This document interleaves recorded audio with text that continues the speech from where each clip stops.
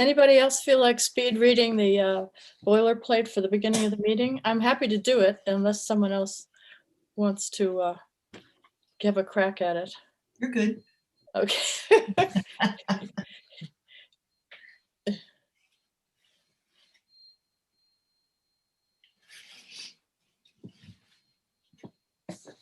Oh, let me run into the other room and get all the performance appraisal documents here.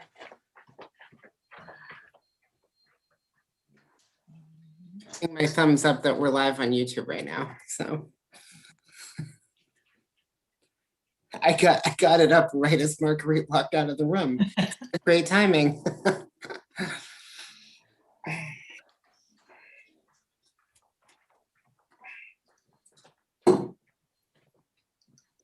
Thank you, everybody, for getting me your performance appraisal drafts. I tabulated the numbers last night, and we can talk about the goals also. So it's very exciting. Oh, Marguerite, we are good to go when you want. Okay. All right. It is 11:06, and the Southborough Library Board of Trustees meeting is beginning. It's May 18th, 2021 at 11 o'clock. Pursuant to Governor Baker's March 12, 2020 order suspending certain provisions of the open meeting law, GL 30, section 18, and the governor's March 15, 2020 order imposing strict limitation on the number of people that may gather in one place. This meeting of the Southborough Library Board of Trustees will be conducted via remote participation to the greatest extent possible. Specific information and the general guidelines for remote participation by members of the public and/or parties with a right and/or requirement to attend this meeting can be found on the Town of Southborough's website. For this meeting, members of the public who wish to listen to the meeting may do so in the following manner: southboroughtown.com/remote meetings. No in-person attendance of members of the public will be permitted, but every effort will be made to ensure that the public can adequately access the proceedings in real time via technological means. In the event that we are unable to do so, despite best efforts, we will post on Southborough's website an audio or video recording, transcript, or other comprehensive record of proceedings as soon as possible after the meeting. All right. I'm going to call the meeting to order. We're missing Trustee Davis today. Unfortunately, she has this wonderful vacation she's on, but we do have a quorum. So shall we do first order of the day is to review and approve the minutes of the April 27 meeting. And I think, Amy, you had one amendment that you wanted to make, or one edit that you wanted to make. Refresh my mind. I sent it in and it's been a while. Oh, I did it a while ago. It was actually a word choice, and it. Oh, yes, it was the pair Remember, of. you wanted to use the word details or more details about. Well, the word was not common, like it wasn't being used by its top whatever definition. So I was just looking for a clearer. You said, the word number 7 in the minutes was pragmatics was used, and you suggested either using specifics or detailed/specific plans. I don't care specifically what word, I just thought something clearer. Pragmatics, as you pointed out, has to do with semiotics, which I'm never quite sure what that actually means, but I think we can change it to details. How's that? Sure. Or specific plans, details/specific plans. How's that? That's good. Yeah, I like this. I like the last option Amy had, the slash. Okay. Specific plans. Yeah, detailed/specific plans. All right. Okay, good. I'm participating in this and I should be quiet, so. No.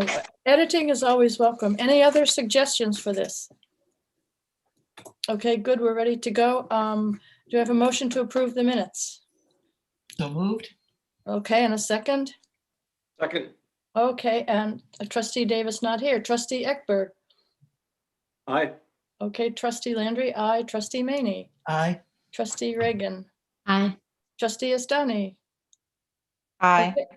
Okay, thanks. The minutes pass as approved. And thank you to our minute taker, by the way. What? Yeah, sorry. Well, thank you, Val, but also for Val, it has to be reflected in the minutes for the next meeting that the minutes were approved as amended because there was amendment. Sorry.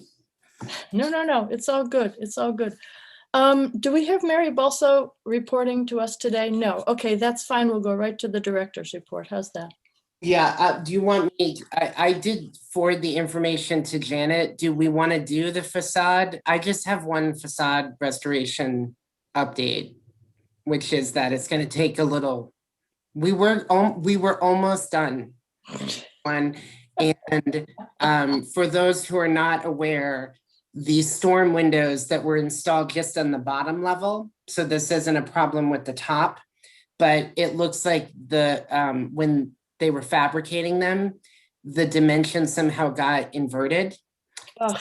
They were designed, they were supposed to be vertical, but they were made horizontal. So the bottom of the window is to the left. So the designers, the architects, and Mary were very unhappy about that, and they have talked with the contractor, and they are fabricating new windows.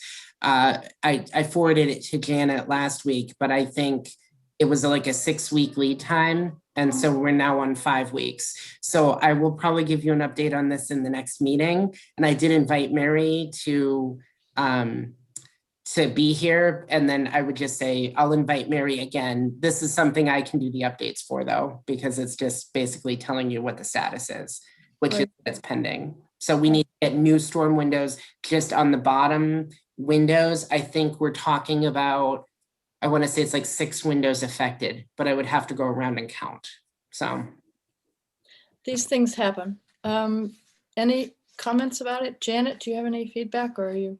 No, I mean, the reason that this is so late is it took them, they were down during COVID, and it took them forever to get this done. They had the supervisors fabricating windows and things. So Right. that's why this thing has dragged on so much, but it's the last thing. That's amazing. It really is. It looks fabulous, by the way. Anyway, so if there's no more discussion, we can move on to the director's report. okay, so I'll start with budget. We, as of yesterday, have a little over, I think, 11,000 in educational supply spending. That's the line item that covers all materials. So we actually are on track to pretty much finish out a lot of the physical material ordering. We do, I think, in each payable between like 1,500 to 2,500. So if we kind of, I sort of have a cutoff for order date for the staff so that we can try to receive all the bills in time in early June. So I've already communicated with the people doing acquisitions, and we are pretty much on track. If there is money at the end of the year, we will look at doing sort of fulfilling overdrive holds, which is what we did last year. But we will definitely be investing, it looks like, less money in that this year than in the prior year, when we couldn't. If you remember, at this time last year, we didn't have the option to order physical materials. All of our vendors were completely shut down because of quarantine. So we're in good shape. I did want to bring to your attention that we have about $57 left in office supplies, and Pat and I were putting together an order that is a little over 200. So we still have sufficient money in the in-state travel to cover that expense.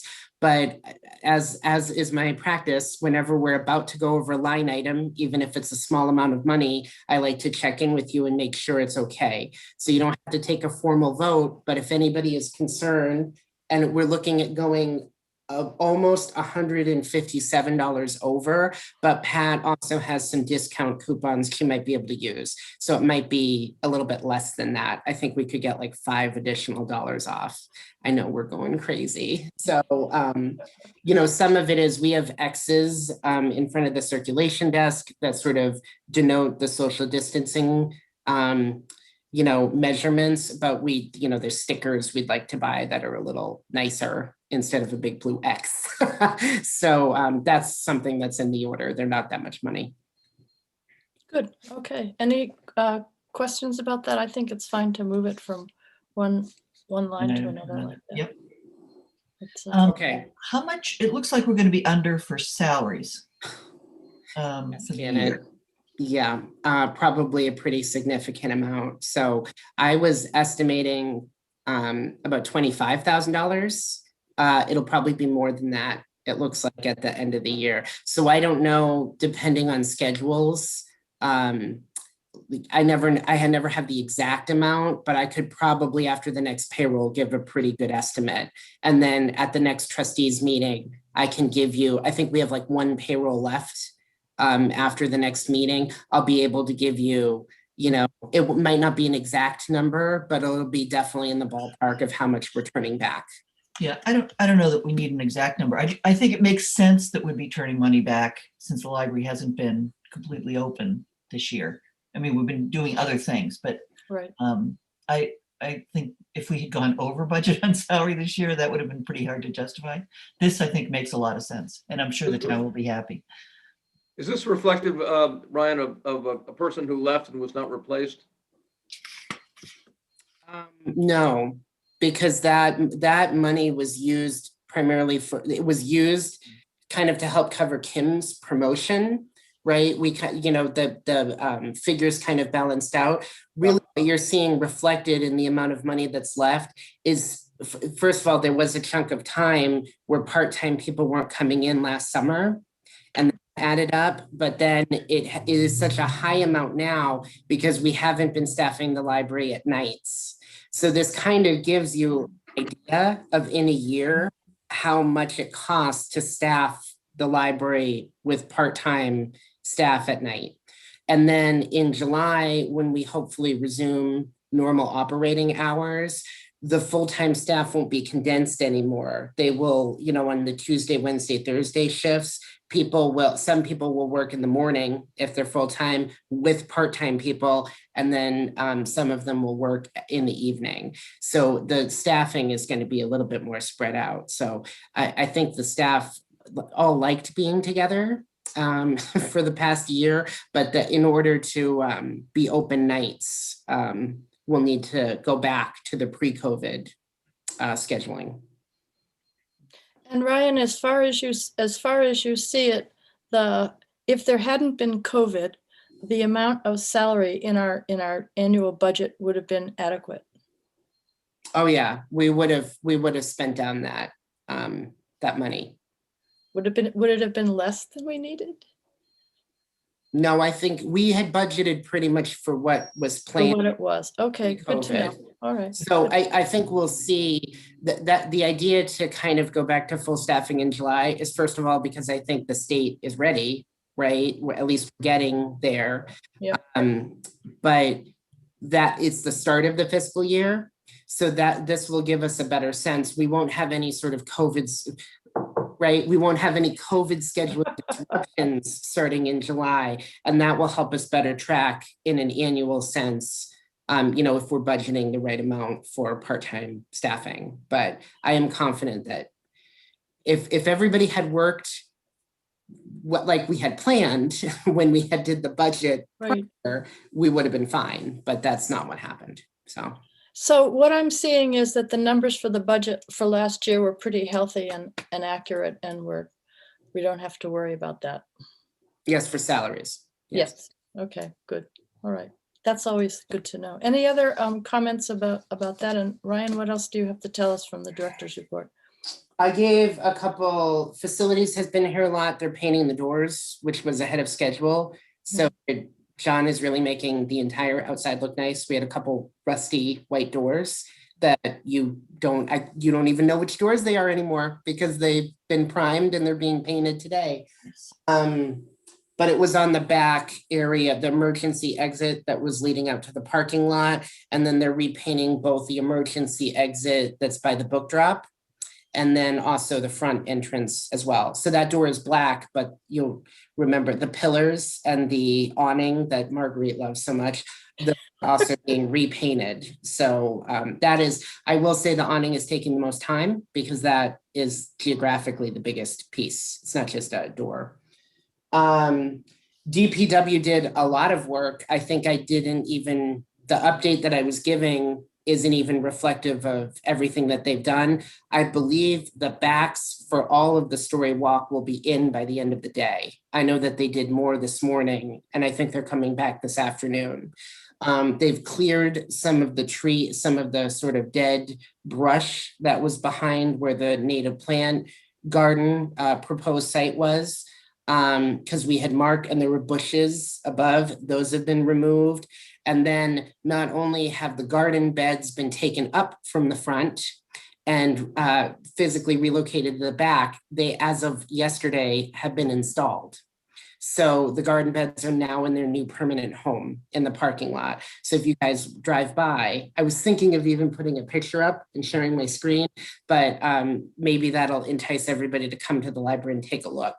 So we are seeing Kate Donovan. She's physically coming to the library. She's the woman from Blackstone Valley Veggie Gardens that we work with on the Monday night programs.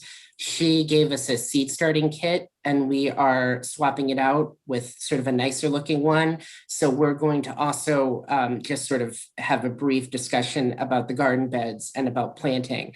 Pat and I have talked about it early this morning, and I think we're going to try to both transplant some of the plants we've been growing inside, as well as try to plant some new stuff with items left over from the seed exchange. We had a couple, you can see them right here, but these are the winners. So we're going to check with Kate and then see if those ones would be feasible. Okay, and this is under the this is part of the LSTA grant.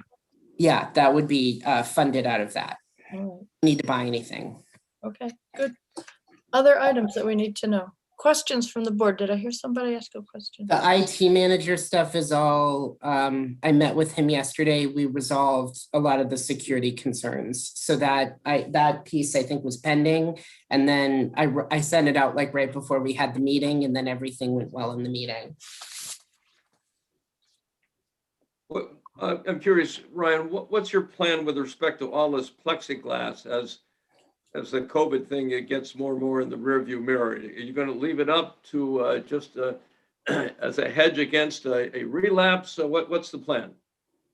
Yeah, so that's a good point to bring up, David. There's also been a lot of questions that I've gotten from the staff about masks, because there's been a lot of updates coming from the state and from the CDC in the past week. So because we serve small children under 12, and we're just going into sort of our big kid season, which is summer reading, we're looking at some of the guidance for K through 12 schools and childcare centers. That's what a lot of library directors are sort of using for initial inspiration. And for right now, the plan is to, even if the mask mandate gets updated, it looks like it will on May 29th, right? You're vaccinated, you can go into public facilities without masks. We are still going to require it. And we can have a discussion about this and you can give me feedback, but because we're going to have children who don't have the option to be vaccinated, I would like to continue to make it a requirement until I think we're in better shape. You mean the mask wearing? Yeah. Yeah, I agree, but that's maybe another, So do I. yeah, yep. I So- think so too. I agree as well. You too. So there, that helps give me some guidance. I would just say so when we look at easing restrictions on masks, David, that is when I would look at rebroaching also the plexiglass issue. I will say it looks, because the staff are vaccinated, I don't know long-term how. We just installed an additional piece of plexiglass in front of Pat's desk, and you can really tell, you guys can see when you're in the building, it really is not, that section of the desk isn't designed for plexiglass. They kind of had to jury rig it there. And it doesn't look great.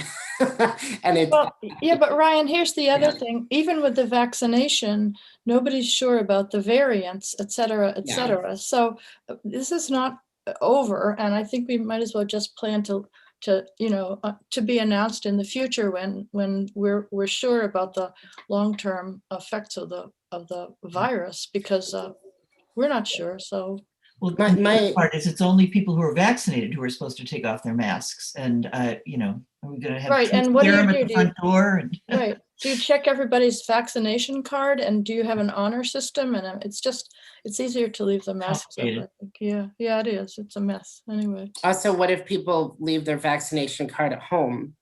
Am I supposed to then get it Right. a confrontation. No, the honor system Patron. doesn't work. Yeah. There's also apparently you can buy vaccination cards online if you want one. So there it is. So just to give you guys a rough time frame, even though a lot of the restrictions I think are going to end, it looks like around Memorial Day weekend. I really think that I'm not going to seriously rebroach and consider taking away the plexiglass and the masks for us, probably until the end of the summer.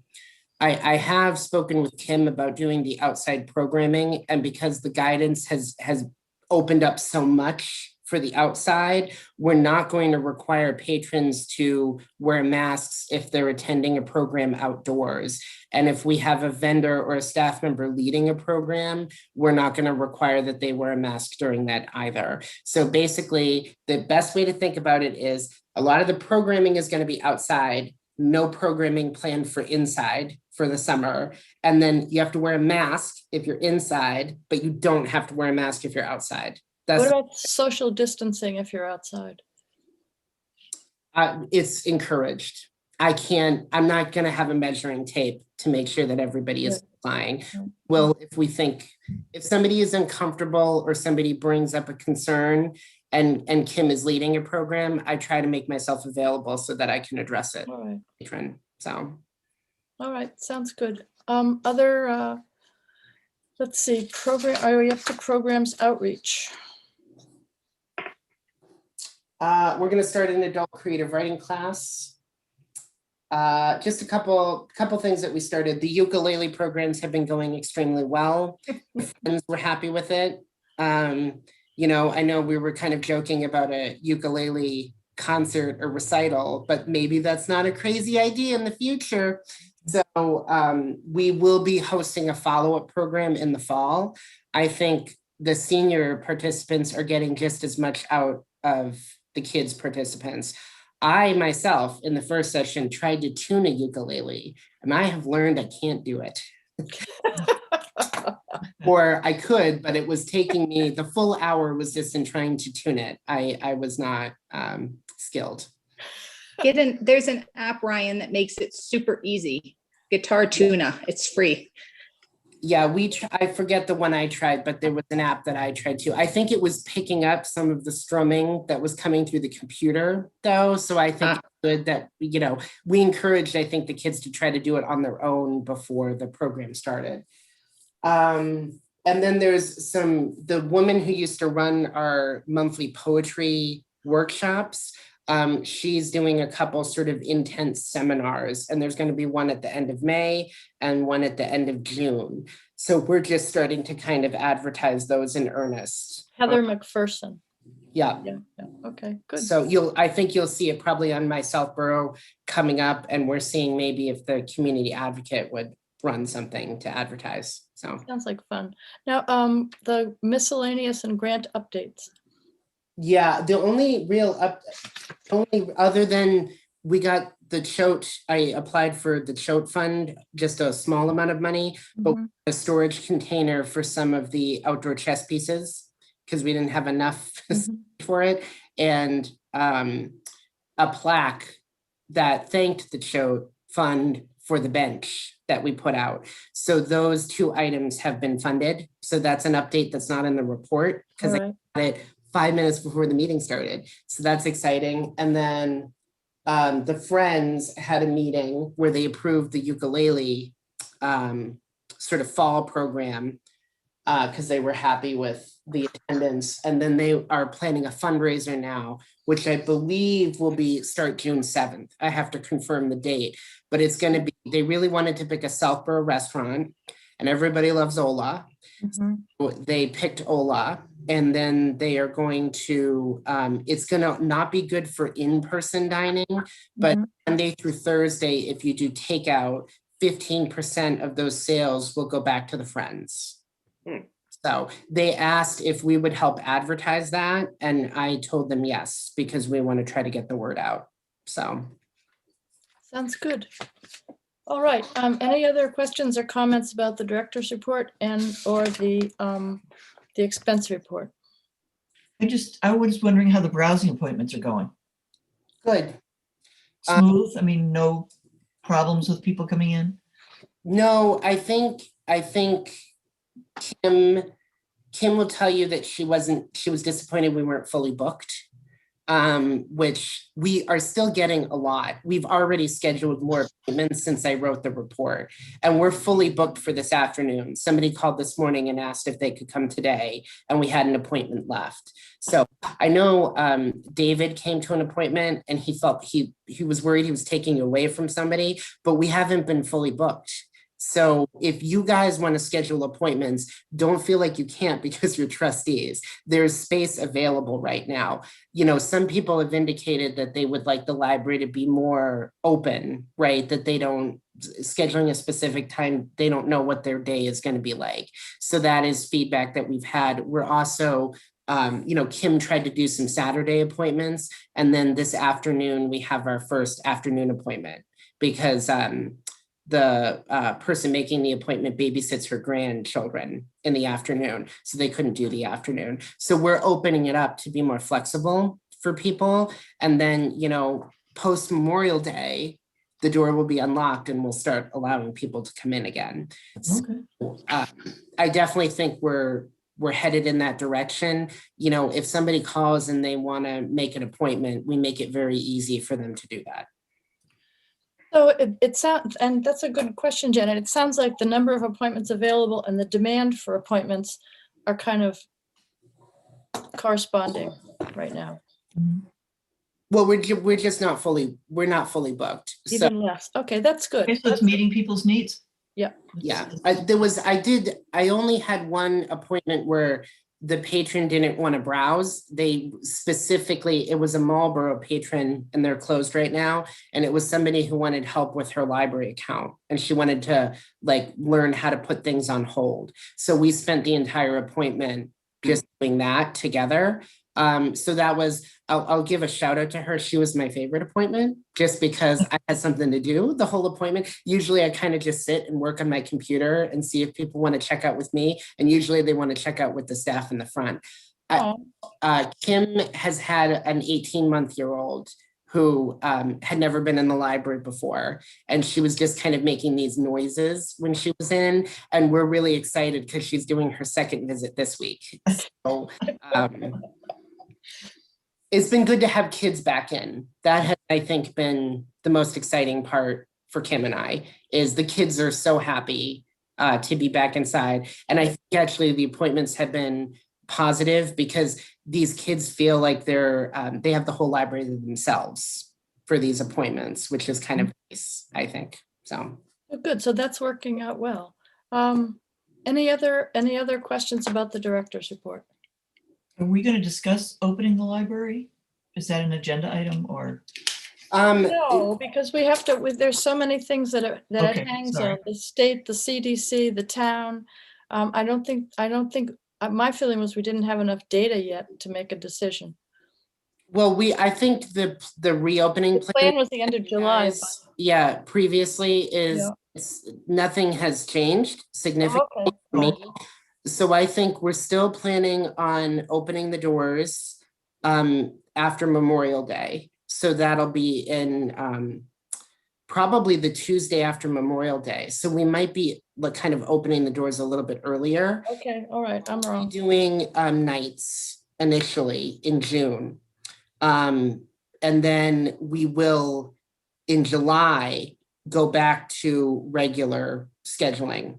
And we kind of, so in June, we can call it a limited opening because we're not going to be open the nights, but we will be open Saturday. And then in July, we can call it a full reopening. Okay, Does that make sense? The townhouse is also planning to unlock the doors and allow people to come in without appointments after Memorial Day. So we've inadvertently, like we kind of had our plan in place, I think, before they decided to do that, but they have also, it's kind of nice because there's synergy now. The townhouse and us will be unlocking our doors at the same time. So I kind of like. and Marlboro is still totally closed. At the moment, yes. They're supposed to have a temporary site that opens, and I have to double check on the status of that. I have not looked into what the senior center is doing. So I do have to call Pam. Okay. the director of the senior center, and I was going to check in just to see what they were planning. I know the programming stuff they were planning to do outside, which was very similar to our plan. Okay, We'll continue with Zoom programs. That's the other thing. The creative writing adult program that we're planning is going to be over Zoom. The poetry seminars that we're planning will be over Zoom. Kim is going to continue to do some limited Zoom programming, but she's really anxious and excited to start doing programs in person outside. And that will that's going to have its own challenges, because if it rains, the program's not happening. That's the other so, you know, we'll just reschedule things as time allows. okay, sounds like a plan. If there aren't any other questions on the director's report and the budget, we can move to the library director evaluation discussion. Okay. When is Kim Ivers planning to join the meeting, or is that still? She's doing a program right now. It'll be Yeah. a little bit later. So, so if we start with the evaluation discussion, that will dovetail with when she can make it in. Hopefully, yeah. Okay, I think she'll probably be in the next half an hour or 45 minutes. So I'll let you guys know when she pops in. okay, all right. Can we deal with the evaluation in half hour to 45 minutes? We can try. We'll see. Okay. Okay, when last we checked in with the evaluation, I have everybody's SAP performance appraisal form. I took everybody's numbers and I added them all up and then divided them by 6 or 5, depending on how many people gave me numbers for that category.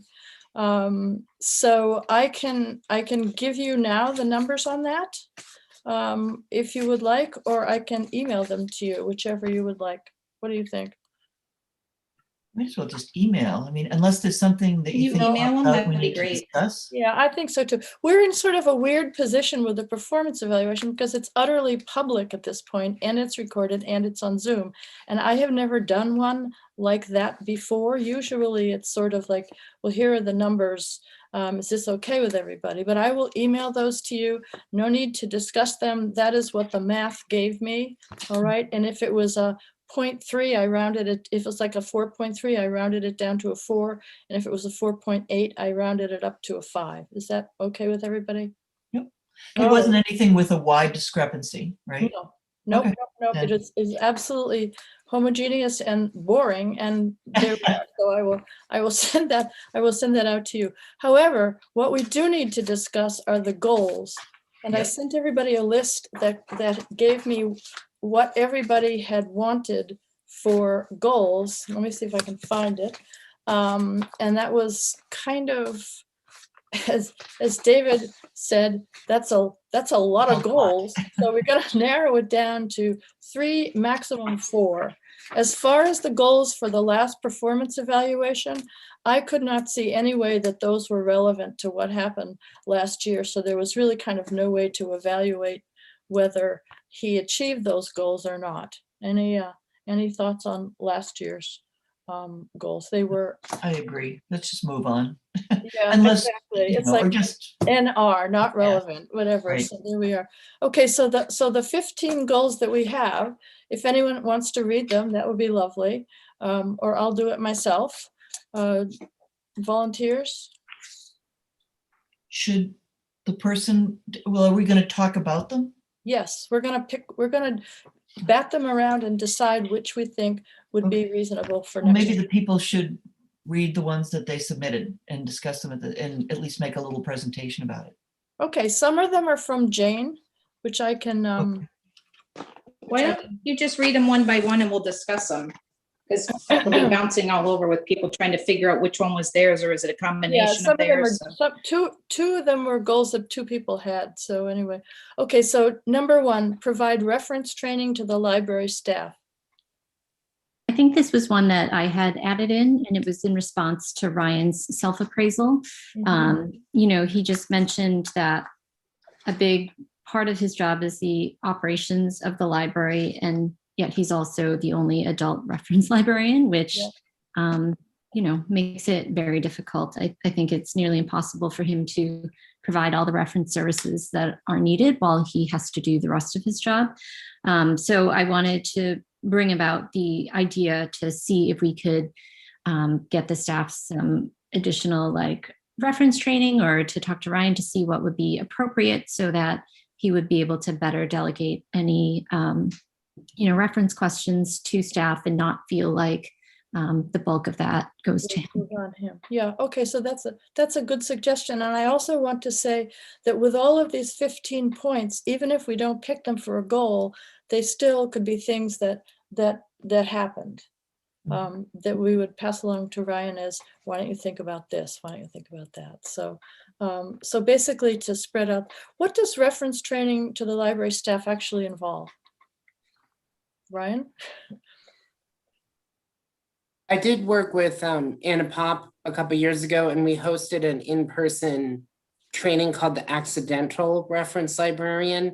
And I think it was more designed for paraprofessional staff that are frontline, that maybe don't have reference support. So I can tell you that Carol and Amy Townsley were not here during that training, so they never got it.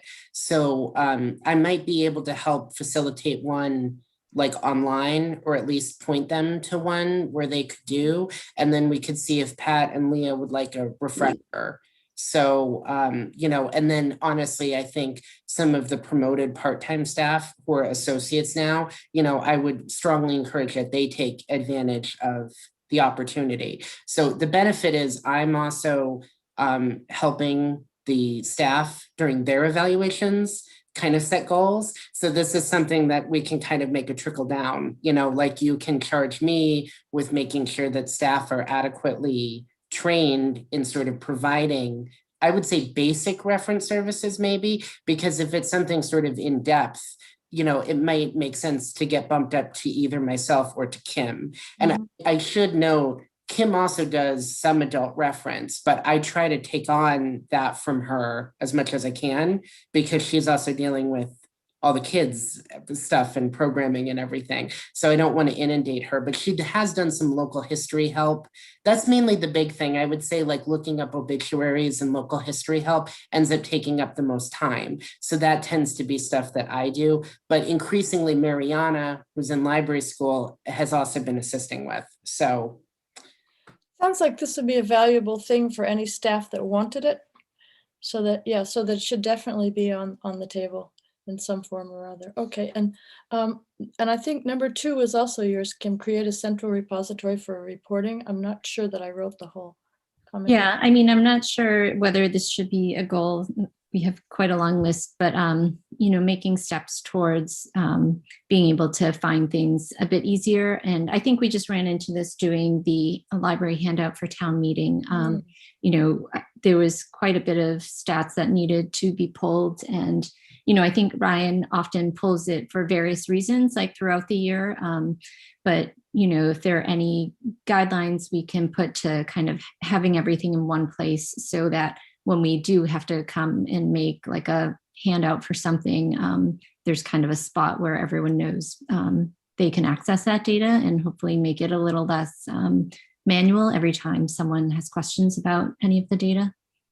So it'd be easier to build a system with that, so everybody didn't have to go back and reinvent the wheel every time. Yeah, and it's not for absolutely everything. I don't want it to turn into someone's job to have to grab reports for absolutely everything. But, the exercise that Ryan, Amy, and I went through with the library handout is, let's determine what the critical metrics are, the metrics that are that we think will be of importance to residents. And so, if we come up with a set of things that we know we want to keep an eye on, we can start there. It doesn't have to be a full-fledged, database or anything like that, but I would like to get to a point where, whenever anything's pulled, it goes in a certain place, just so, we don't have to recreate the wheel every time. And it would be good for ordering things for the future. It would be good for reporting on what services we're providing. It would be good for applying for grants if we had an area. It seems like it'd be very useful going forward. Yep. To have That makes a lot of sense. Yeah. Okay, so that's also a good idea.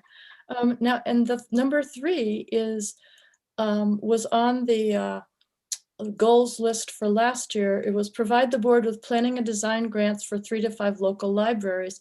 And this had to do with the moving forward, the first step of a renovation or applying to the state for money to actually build a new library, which would be fairly far in the future.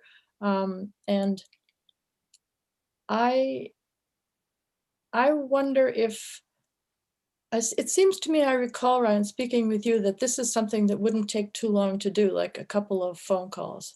Is it something you could do and not make it a goal? Yeah, I'm gonna send out email inquiries about this Mm-hmm. within the next week. Right. I've identified libraries that are local to us. That Mhm. obviously Marlborough is one, but Westboro also, they haven't started construction, but they also did a design and planning phase. So I'm gonna pull together some of that information and then distribute it to you. I don't think this has to be a separate goal. It's just a goal from last year that I haven't completed yet. So I apologize. No, that's okay. I agree. I think, if this isn't necessarily like a goal, but something that still gets done, I have noticed that it is something that advisory seems to bring up, whenever we meet with them to understand whether we're prepared if a grant cycle comes up. So I just want to make sure that, when that does come up, we are prepared. Can I also, and that's good. Can I also parenthetically say that I hope that you're able, Ryan, to start some sort of not a folder, but almost like a database, something where all the materials we've been gathering for building, when that starts to happen, can be easily accessible and don't, as Kim said, have to be, reinventing the wheel to put them all together. Could we start accumulating everything for a renovation or a new building into some place where it will be accessible to the trustees and something like advisory if they need it? Sure, I have a physical binder for all the construction stuff. Mhm. So, I can make a companion binder. That's all of our research into planning and design. Yes, I think that would be just handy to have, so it's not scattered hither and yon when the grant cycle opens up. Okay, number 4, reopen the library building. Yes. I don't know if that's a goal or if that's something that's just gonna happen. Well, let me just say that things like number 4, number 7, number 8 are assumed. I think they're automatic. Okay. And I don't know that they need to be singled out as if we're only going to pick 3 or 4 goals for the year. I think it goes without saying that number 4, number 7, number 8 are assumed. Everybody agree with that? Yeah, is everybody on that page? Yeah. Yep. Okay, so we'll cross out 4. We'll cross out 7 and 8. 7 and 8. All right, so that gets us down. That 8. gets us down to a mere 12 goals. Okay, here we go. How about I think institute? there's just an understanding that it's going to take a little while to get a new equilibrium after all of this for them. Not a goal, but just maybe an understanding in general. Yeah, absolutely. Everything still, I think, feels a little weird. So It does. It certainly does. It might actually be more of an annual process, I think, because, Kim Ivers and I have had multiple discussions about how programming is going to look potentially in the fall or even next year, and how we might have to incrementally get back to that. And then, for instance, we know the meeting room is not going to immediately be available to people because we're still using it as kind of a quarantine storage area, right? So, but I mean, there are things I'd like to do sooner rather than later, restore some of the seating, as soon as we get permission to do that. And then try to facilitate having people come back in, I think is definitely the priority. But I think there's going to be a lot more steps involved in this than maybe you immediately realize, right? So it might be, closer to a year before everything is like back to normal. If then, right, yeah.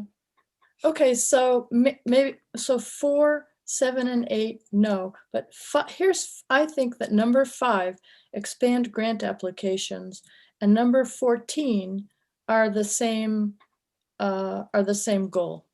Number 14 is create a grant database, create and maintain a master list of all grants with current information on them for trustee access. In other words, Ryan, you've applied for how many grants in the last year? Kim and I just put a list together. I'd have to go. Right, it's on, yeah, exactly. I'm wondering if 4, expand the applications and no, 5, expand the applications, and 14, create a grant database, or at least some list of the grants and where they are and what's happening with them would be the same goal. Because Although, grants are oh, important. sorry, and Marguerite. they're eating up a huge amount of your time. Go ahead, Amy. Well, that's what I was gonna say. I don't want, like, I think the expanding grants kind of bother me because I don't want us to see that as our only way of programming. That takes up a lot of time, not only to secure the grant, but then you have to report on it. Yep. So it just makes me uncomfortable that we're asking him to do more of that when we should really just be getting programming money, but. Yes, that would be in an Anyway. ideal universe. We would get our $5,000 a year for programming, but I know what you mean. So maybe when we get to 14, we can discuss the whole grant situation as a goal, maybe not for Ryan, but for the whole library and for the board. What do you think? I think in the same way though that Kim suggested an index for statistics, we could try to have maybe like an index of grants and talk about like Yes. recurring ones and, you know, that's definitely something I can put together. Okay, so in other words, And that should, go ahead. it should help for applying then in the future if you have all that information, so. Yes, and some years you don't get it, but when you apply the next year, they know you and you do get it. So if we had some longevity, and also the other part of it is, I know, David, you did some really good editing on the reporting for the LSTA grant, and this is a very valuable contribution, and it would be nice to have other grants in one place, accessible in one place, that that any trustee could say, hey, I'm willing to take a whack at writing this if you need it or whatever. Because I know, Ryan, you're spending a lot of time on grants.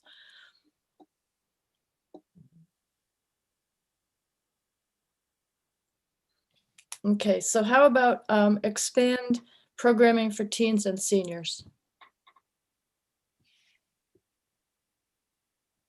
I like it. Okay. I don't know whose item this was. Was it Jane's? Was it Amy's? It was mine. Oh, good. Oh, do you I want was- to speak to it? I just know the whole goal of making the teen center was developing more programs.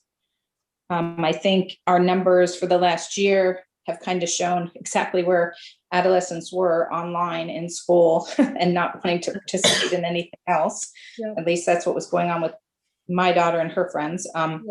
But I think we need to engage them in person. Ryan does a good job of that. And I think our programming can bring that, to fruition. Mhm. And what about seniors? I think with both of those, because that I like that goal in particular. I think, did it come from you, Amy? It ties into the library's strategic plan. And one of the aspects of that was supposed to be a little bit more proactive outreach, like getting library staff into the high school, getting library staff at the senior center. So Yes. that has been difficult in the last year, pretty much impossible, right? But I think in looking in the future and then seeing it how things open up, like Kim Ivers usually gets to do is a visit to the schools. And I think I don't know if she actually gets to go this year or if it's virtual. Yeah. It's going to be a video that I send to the schools. Yeah, and that's not the Yeah. same. It's not the same as Kim being able to go there and interface, right? And then I know when we were doing the strategic plan update, I actually went and met with like a library group of students at Trottier, and some of those kids actually came back and like visited the teen room. Like, I think there's a lot of value in us going to people to try to get the people to come back, like meet them halfway, right? So that is something I'm interested in doing and trying to make the library have a better job of doing in the next year. That sounds like it's getting very close to a possible goal for you. Okay, how about number 9, institute written procedures for timely management of the facility? I think, David, that's yours. You want me to elaborate? Please.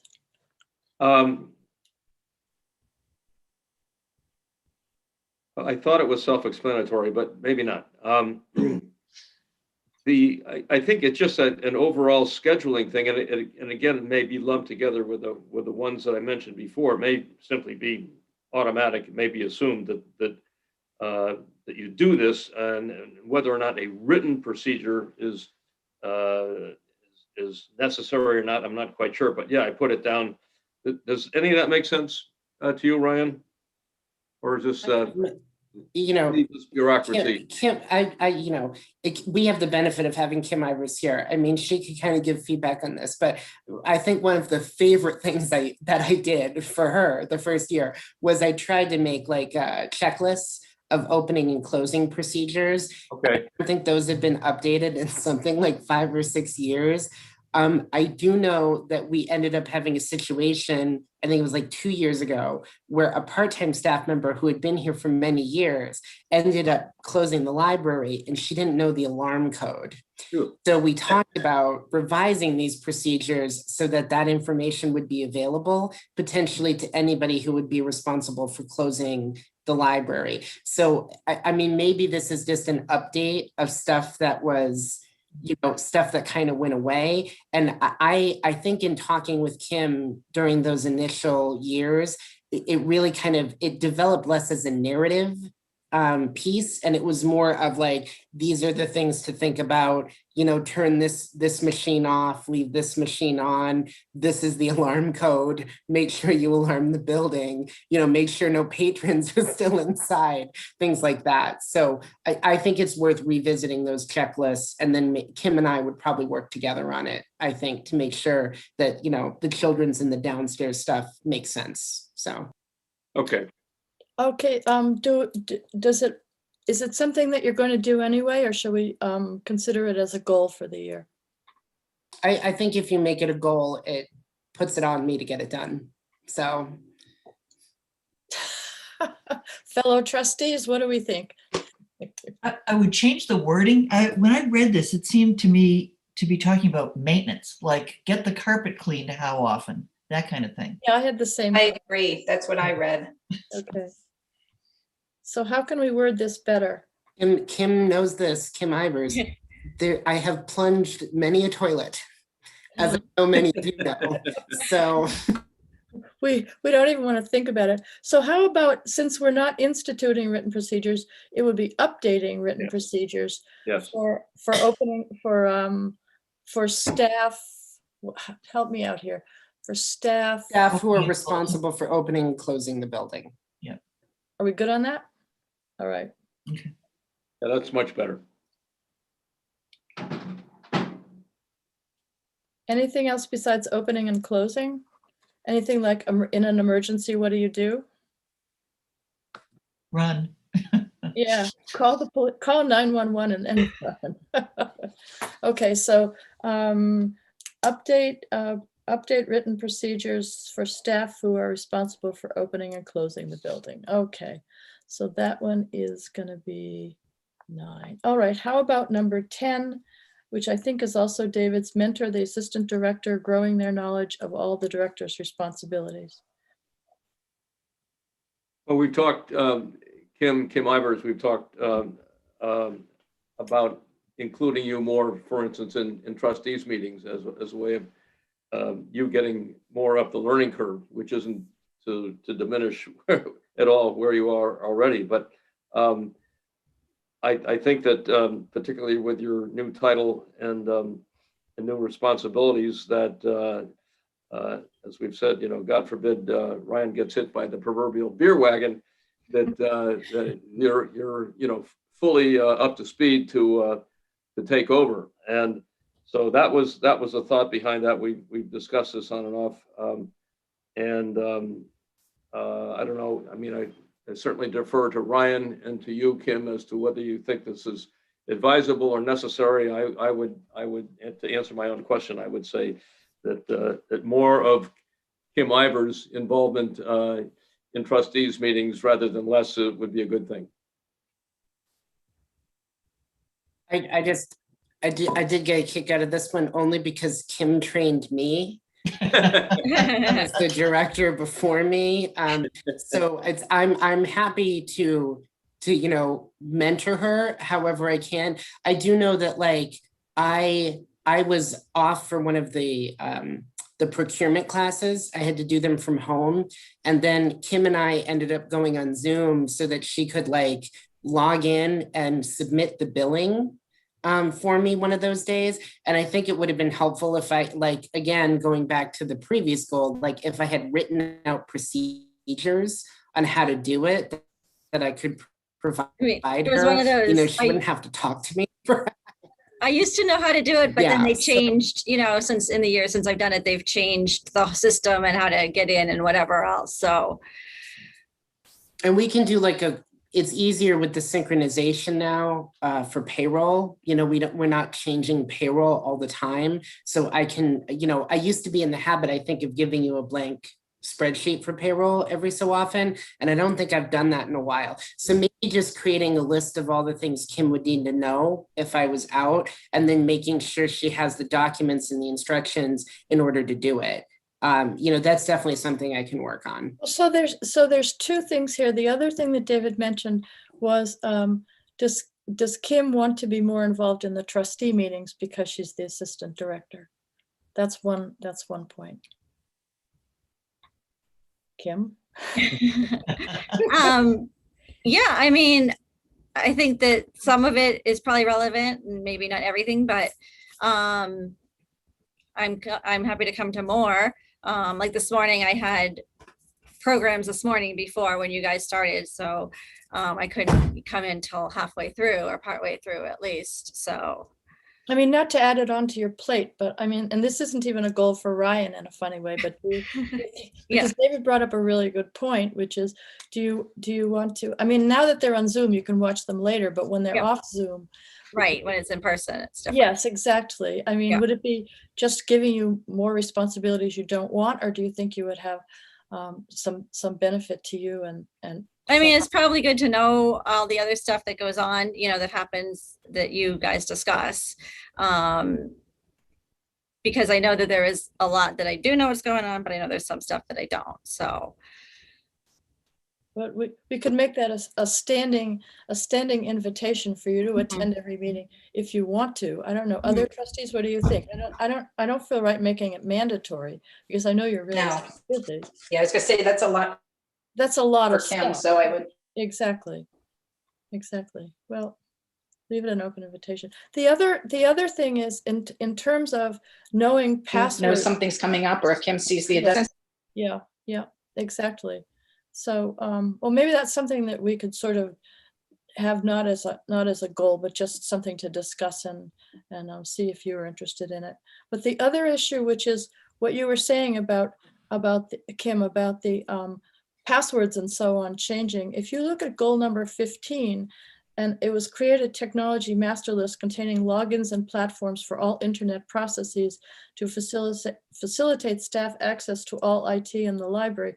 That was mine, and I brought it up actually because I was chatting with Ryan, and it was exactly the thing that Kim had mentioned, where the IT stuff had changed, and she had to be ask and be told what the new ones were, and that maybe it would not be a bad idea to have something that would be a constantly updated master list of passwords and so on and so forth. Because Ryan, how many different IT platforms are used in the library right now? Kim is laughing. I feel like there's so many, and I'm only thinking of a fraction of them. So what are they, like 20? I think it's hard to stay on top of it. I'll say that there's a lot of different things that we use, and if there's an update, we're not always aware of it. And then we also have to test. The other thing is like making sure everything is working correctly and getting in a habit of doing that. So how would you feel, Ryan? I mean, to jump to number 15, which is sort of involved with question number 10, to doing some kind of a continually updated master list so that you wouldn't be the only person that people need to call when when they're in the library and they're having an IT problem. Well, I think Kim Ivers knows I'm kind of planning on doing this anyway. I think putting it as a goal, again, makes it a measurable thing for me to try to achieve by next year, because I haven't done it in 7 years. And, you know, to the point that we brought up, I mean, it's ever changing, right? It needs to be continually updated and maintained. And I know that some of the staff members, and, you know, Val is one of them. I think she's very adept at systems and then making sure things are updated. So I think between Kim, Mariana, myself, Val, you know, this is something that we can maintain and then see and identify when things need to get updated. So. Okay, so that's part of the running of the library that I know almost nothing about, but I know it takes up a lot of everybody's time every day. So maybe that's one thing to consider. All right, so revise and update. Oh, this is the famous job descriptions one. It's too bad Jane isn't here since she was our first job description person, but revise and update all job descriptions, standardize them for the personnel board. That's number 11. Is that something that town wants? Oh God, it's sort of like something that we've been talking about doing. There was talk about doing a job description per meeting. We get so bogged down. Personnel wanted them to be all updated, and it was one of those things where it was just seemed like this huge task that could be broken down by doing one a month. And then, of course, it was too huge to even do it that way because, well, even look at Kim's job description. The assistant director job description has been through, I don't know how many hours of iteration. So Ryan, tell me what you think about this. Revise. I think that this also, yeah, I think it also came out of a discussion with me, I think, about goals I have for myself. So, I mean, maybe this is a lot like the technology stuff. It needs to be looked at on a regular basis and it needs to be updated on a regular basis.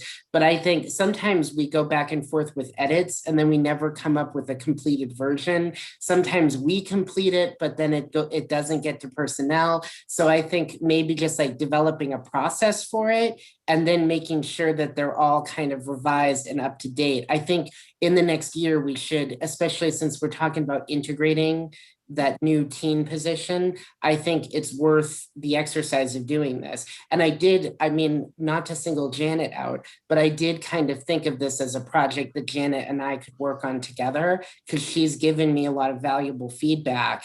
And then I know that there were some issues with kind of the ADA language, which I think we're going to have to talk with the town about, or personnel, or I don't know if it's the town administrative team. You know, it's navigating all of this stuff. And Janet is really good at keeping me on track with all of that. And things like normal vision, define that.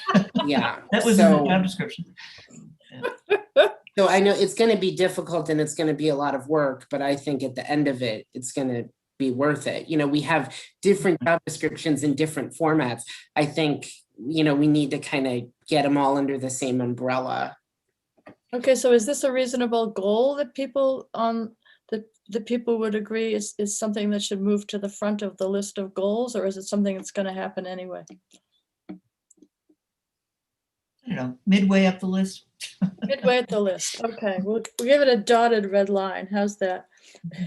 It is a huge task, and Janet, thank you for stepping forward. If you are actually, It's like, I feel like it was a little shove involved. well, a small elbow or two, right? Anyway, number 12, complete the necessary steps to legally protect the library's historic facade. And I think, Janet, that was yours, right? It was me. Well, first of all, we have to do it. We have to resolve the situation, and it gets more and more complicated. I didn't want to say, even though the town meeting vote requires us to institute a preservation restriction, literally, we found that to be problematic, finding a group that could hold it. And one of the groups that was located was that one that we thought initially might cost us $40,000, and then the number went up to more like $90,000. So we are, I'm going to get this wrong. What's the name of the group that you have actually filed information with? It's the state. Oh, the Massachusetts Historical Commission? Yes, Mass Historic, which would have to approve any agreement anyway. We are in the process of applying for preservation restriction through them, but we already see some bumps in the road that may or may not be able to be resolved. So Ryan and I have talked about a couple of other things that people have suggested that we could do instead of a preservation restriction, and then see if we could sell it to the town. One is a deed restriction, which we need more information on. One was something I saw that the city of Newton had done, which was a written kind of commitment, Mhm. you know, and legally approved and stuff. So there wouldn't be literally preservation restrictions, but anyway, that's where I came up with that language. Mhm. I don't think anybody debates that we want, there's been other preservation restrictions in town where there's a big debate as to whether or not we actually wanted, like the golf course, to always remain a golf course. But I don't think there's a debate that we want to keep the library facade there, but we just need to lock it in some way. So Yes, and the big problem with that is finding some kind of an agreement that would allow us to do a renovation or an addition. right, Because most of the restrictions involve leaving the whole building the way it is. And Right. we will need to not do that, right? So right. it's tricky. Yeah. Because Any other? Yeah. the addition that was put on, which is now old enough to be considered historic, I guess, Oh because my it's 50 years God. old, All right. Okay. but it's not gorgeous. You know, it was just a box that was done. So we don't want to be tied into keeping that the way it is. Exactly. Yep. It's so any other trustee thoughts about it? I have to say again, I still have a case of severe sticker shock with respect to the numbers that are being kicked around on this. Right. Well, and I can't see, we might not even, the board might not even vote for a preservation restriction at that cost. And even if it did, I think it's pretty tough to get up in front of town meeting and support that without having checked out every possible alternative. Right. So I think that's what we're looking at too. Okay, so this is a possible goal. How about number 13, develop and implement a staff survey to solicit workplace feedback and ideas. And I think, Janet, that was yours too. Yes. So when these first came out and I was looking at the things that we had to review and document, the whole section, particularly this year on management, was tough in terms of management of employees, because we haven't been interacting with people. You know, there haven't been problems that we've heard about, but that's a pretty low bar to use as a measure of that. So I was thinking of whether or not we could do some kind of interviews with staff, something, keep things confidential, whatever. Ryan and I got into a whole thing of and I approached the state about what the limitations are of trustees' interactions and things. So in any case, Ryan ended up coming up with this suggestion that would do a staff survey, for, among other things, you know, how they think the library is run, but it would give us that kind of feedback. And I also think it's nice to ask people what they think sometimes. They come up with Agreed. interesting ideas, so. Right, so there were basically two parts to that. One is that it'd be good to have feedback, workplace feedback from our staff. It would be very valuable. And then the other part of it is that this evaluation form, which we've been using for 2 years, I think, is going to be changed according to Betsy Rosenblum. It's gonna be modified so that the problem we're having with knowing how Ryan is interacting with the staff, which several people on this said they couldn't answer the question, they had no idea, and it was a whole section. That may become moot when we see what the new form looks like, but the idea of getting staff feedback in some kind of a survey, I think would be a really, really good way to move forward at this point. That's just my thought about it. So can we put that down as a potential goal? A staff survey for blah, blah, blah. Okay. Margaret, What does everyone think? Yeah. I think that's a good idea. I mean, I would also suggest we consider expanding it to public commentary as well. And I don't know if that's a separate issue or the same one. I found it also difficult to be able to fill out the evaluation form with regards to like how Ryan provides customer service when, I think no one's been in the library for the past year, but even so, it's like, that's not something I observe on a regular basis. So, I think it would be valuable for us to get, all sorts of feedback and to also understand the positive feedback that's coming in from patrons as well. So I feel like, I'll get that feedback anecdotally through friends, but, it would be great if there is a way for the public to be able to provide us with, their thoughts and their feedback so we can understand, the positives and negatives. Did everyone get that survey from the town? Because that had a section on the library too. Oh, it did? I haven't taken it yet. Okay. Yeah, I contributed to it, and it asks a couple customer service specific questions. But Kim, I like to do a public survey every 2 years. So I think part of that is I would probably get feedback from some trustees and even some staff on the questions and the outcomes that we would want to get from that survey. I usually have a couple programming questions there because I always like to know what types of programs people are looking for. Sometimes we ask about digital services because I don't know that we're in the market to expand that anytime soon. I think we're really looking just to advertise what we have, but we usually put something in there about customer service in some respect. And then we do have an open-ended area, and usually the survey right before the strategic planning session gets included. We do that partially so it can be put into the strategic plan, but I like to do one every 2 years. I think every year is too much. I think every 2 years is like a sweet spot to ask people what they think and what we're looking for. And Kim will probably tell you this too, because we always go over the survey data together, Kim Ivers and I, but we get a lot of responses in the open-ended questions. And a lot of them are from people who really just like what we're doing and say really nice things about the staff. It always makes me feel really great at the end of those surveys going through all the data. There's a couple of people who are unhappy, but even that is helpful data for us. It's, are these things that we can change and improve, or are they just unhappy? It's helpful to know. So so could number 13, could we rephrase it? Develop surveys for staff and public feedback on operations and customer service? So I should just note, because I did talk to Janet about this, I want to do the staff survey this year, the public survey next year. Yes, and I said surveys. It's not the same survey. Yeah. Okay. So to Kim's point though, because Kim asked about this, Yeah.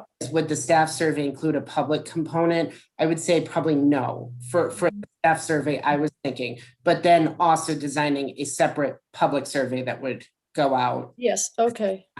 So how can we say that? I just tried to use the word surveys plural, meaning however you wanted to do it. And I think the timing of it would be up to you. And I think it would be good to have a staff survey and a different one, which was a public feedback survey, just because they're always good. Like you said, they're really positive. So how do I phrase that? Develop surveys for staff and public feedback on operations and customer service. How do I remember? Maybe separate surveys. Okay. That way it's clear. Yeah. Okay. I don't know. There it Put in is. the word separate. Yeah. Yeah, Okay, and so- I think it's great that we do the surveys. So that's good to know. I also think every 2 years is probably I don't think we should also have to wait that long to get feedback. Is the public aware of just ways to contact either the trustees or Ryan, if they do have feedback? I'm just thinking something more informal. So, people don't just hold up all their positive or negative feedback for Right. 2 years and wait for the survey. I Can just we put a want to link? make it hard for people to share their thoughts with us. What about a link, Kim, What's that, Amy? on the website? What about a link on the website? I've seen them on other ones. Do you have feedback? So leave it as an ongoing survey, basically. Not a survey, but just, Yeah, if Feedback. they have anything to say about, the service. An option in between the 2-year survey. Because I agree with Ryan on the 2 years, because, getting it out there, processing it, it takes a good chunk of time that we'd be kind of on a hamster wheel. But I agree with you, Kim. Some people aren't going to be walking up to a trustee or Ryan or Kim Ivers to say, I have a problem, or they're pretty good about compliments, I think. But I think there could be a link, right, Ryan? Or do we have one? I can searched for it. explore that. Also, sort of going back to that first year documentation stuff that I made with the checklist for the opening and closing, we did have a feedback form that people could fill out in person and hand it in. That I think Kim Ivers remembers this, but a million years ago, there was like a comment box. Yeah. Where people could drop stuff in, but you needed to know where the comment box was. You had to ask for a feedback form, right? So I think maybe trying to find some forum to make that digital. Yeah. It's surprising, but people don't even know that they can talk to Kim or I about requesting that the library purchase a book. And then it's funny because people are so guilty about it. They're like, I feel so bad for asking. And it's like, we're here to provide books. Why wouldn't you ask us to buy it? So even if we can make it like a general commentary one, but I've been exploring ways to even facilitate that conversation better. Because I think if people fill out something where they ask for the book, maybe that's better than trying to engage in conversation. And with COVID, it's right. You have to sort of seek us out a little bit because you haven't just been able to walk in. So I will definitely explore that, Kim, and try to do it. I try not to inundate the public with too much survey information, especially since we've got the MTC thing going on now. Imagine if it was the MTC survey you had to fill out and then you had to fill out a library survey. MTC, can you explain what that is? The Municipal Technology Committee. Got it. Okay. Yeah, no, I agree with you. I'm just thinking a place on the site where they could fill out a form if they had anything to say or any requests. And I'd be glad to help you with that, because I know it's not like you want to sit there and wait for all these emails to come in that you have to essentially then deal with. But, we could come up with lists of who this feedback should go to. We could have a couple categories or drop downs to say oh, do you want to request a book? Do you want to just send feedback? I think there are ways that we can organize that to make it manageable. And basically, I just want to leave the door open so residents know where they can go if they want to either share anything or ask a question. Yeah, and Kim, the drop down routing thing too, I've seen, think it Reliant, if you send a message to the doctor or whatever, the drop down and it either goes to the nurse. So if it's a children's question, it could just go to Kim, or children's book request, or it could be set up to go right kind of to where the people who need to see it as well. Yeah. Good idea. Okay, so we've really got sort of two things going on here. One is surveys. And are we still buying SurveyMonkey, Ryan? It was paid for out of the LSTA grant for the next year. So we have that for a year. All right. How much was that? I remember 3 something. I want to say it was $420. Maybe it was less. Maybe it was $370. I don't know. I'd have to look up the cost. It was somewhere around $400, I think, for the year.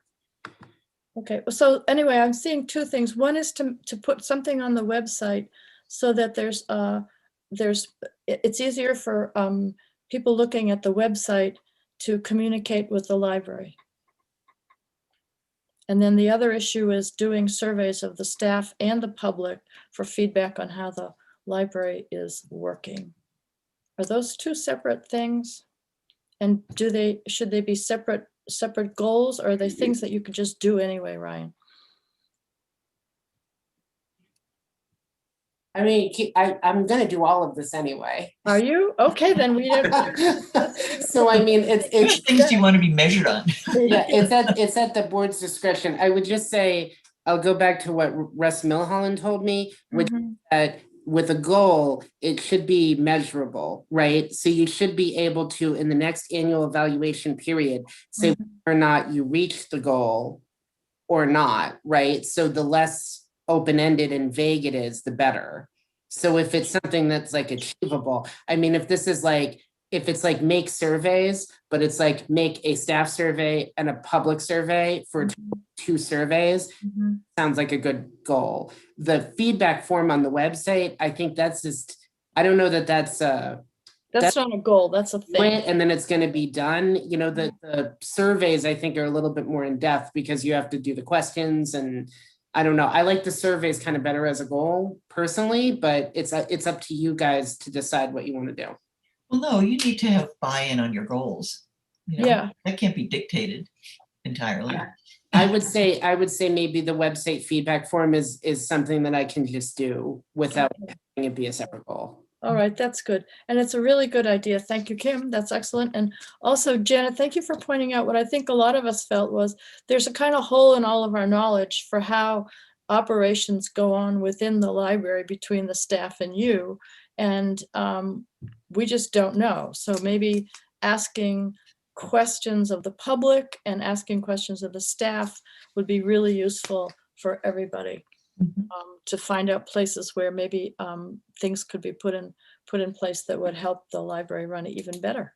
So there we are. Okay, so number 14, oh my God, create a grant database, create and maintain a master list of all grants with current information on them for trustee access. We sort of talked about that having to do with some kind of tracking for the grant applications, like a grant master list or something like that. I guess that's the same thing. And with that, we have discussed all the possible goals, and I think we are down to, for our options, expand programming for teens and seniors, institute written procedures for timely management of, institute written procedures for staff who are responsible for opening and closing the building. Revise and update all the job descriptions for the personnel board. Complete the necessary steps to legally protect the historic facade. And then develop separate surveys for staff and the public for feedback on operations and customer service and anything else that comes up. And create a technology master list for the entire staff who will use it, containing logins and platforms for all internet processes. So that is all right. So do we vote on these, or how do you want to do it? Anybody feel really strongly about any of them, wants to make a case for that? I think expanding programming for teens and seniors is something everybody's on the same page with. Am I right? I agree. What's the total number, Marguerite? Oh my God. Okay, expanding programming for teens and seniors, written procedures for staff who are responsible for opening and closing. That's 2. Excuse me, that was, we were gonna use the word update instead of institute. Is that correct? Yeah, yes, because it's already there somewhere. It just hasn't been updated. Yeah. Okay, so programming for teens and seniors, update the staff who's responsible for the list for opening and closing. Then it was revise and update all the job descriptions. That's number 3. Protect the library's facade. That's number 4. Staff and public surveys. That's number 5. And number 6 was create a technology master list with the logins and platforms that the staff can use to save them some time. Okay, we have 6. What if I ask each of you in turn what your number 1 is? What do you have a number in mind you're aiming towards? What do you think, 3 or 4?